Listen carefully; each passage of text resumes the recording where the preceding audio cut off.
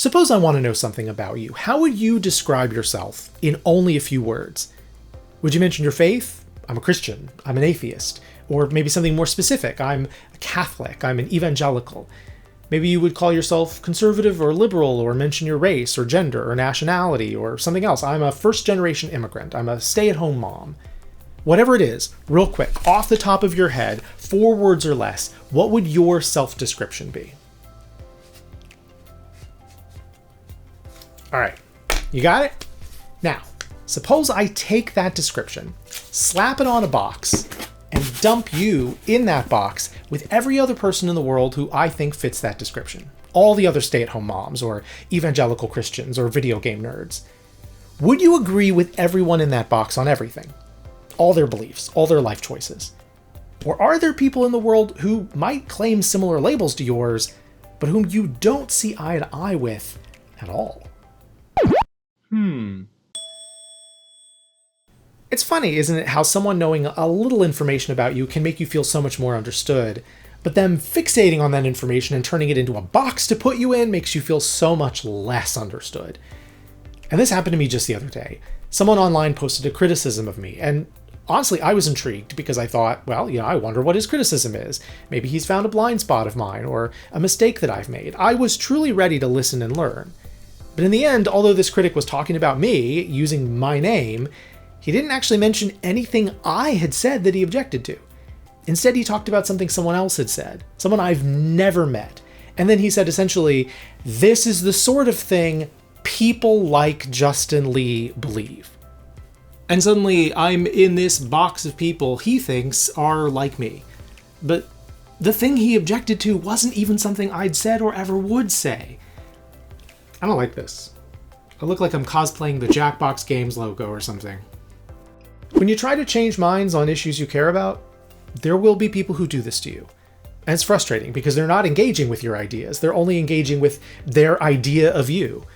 So what can you do when you realize this is happening? Well, depending on the situation, you can give them opportunities to get to know you better, or point out ways that you're not like their stereotype, or if need be, entrust your message to someone else who may have a better chance of being heard by this person. And you can remind yourself not to take their criticisms personally.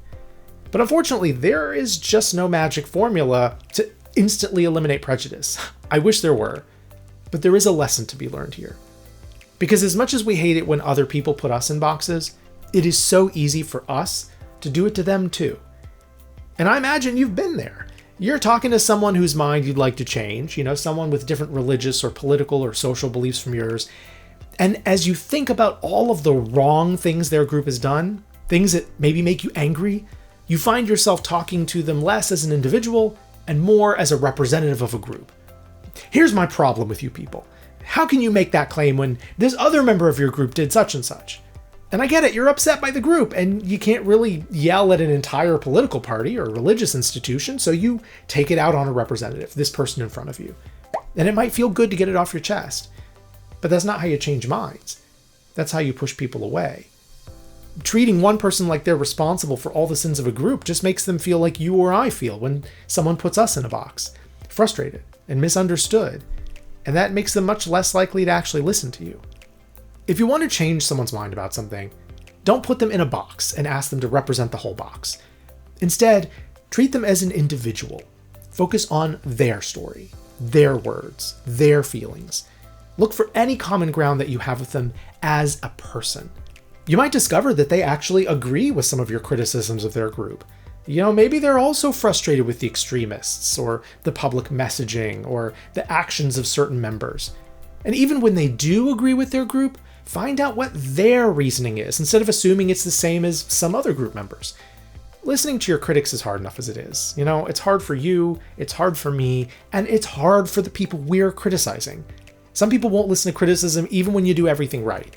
So don't make it harder on yourself by boxing people up and making them feel misunderstood. Because minds are changed one person at a time, not one group at a time. And people aren't boxes.